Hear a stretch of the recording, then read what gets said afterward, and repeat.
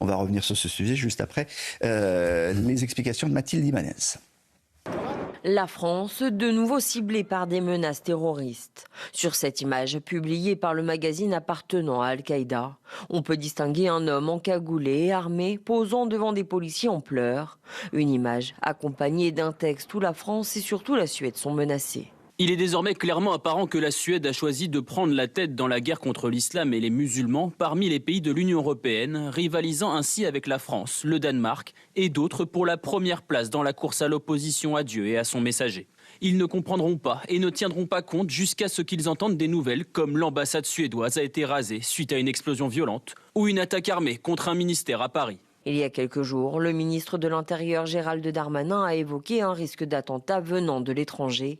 Et même si la France est vigilante, la menace est toujours présente. L'organisation islamiste terroriste auteur de la publication est principalement active au Yémen. Al-Qaïda avait notamment revendiqué l'attentat contre le journal Charlie Hebdo en 2015. La menace contre la France, elle est permanente. Non, mais la menace, elle est forcément permanente, puisque, on l'évoquait tout à l'heure, on est un pays laïque, donc forcément, pour les fous de Dieu, à partir du moment où on considère que c'est pas la religion qui est le plus important, mais c'est l'État et nos principes laïques, on est l'ennemi. Mais je voulais, juste par rapport, pour rassurer un peu malgré tout, et ça n'empêche pas de se prendre toutes les dispositions qui sont prises.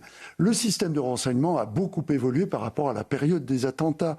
On est moins aveugle qu'on l'a été, on a beaucoup plus de renseignement territorial.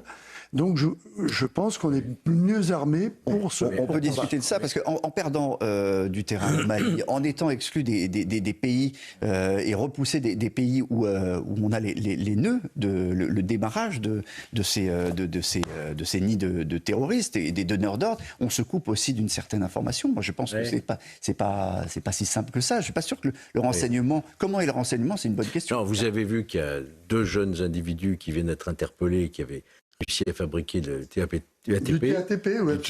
n'est-ce pas, déjà, et on a vu sur leur message, c'est de l'explosif, hein. Ils le testaient, et leur message... C'est le TATP qui a été utilisé dans les attentats. Hein. On a retrouvé dans leur messagerie une allégeance à Al-Qaïda.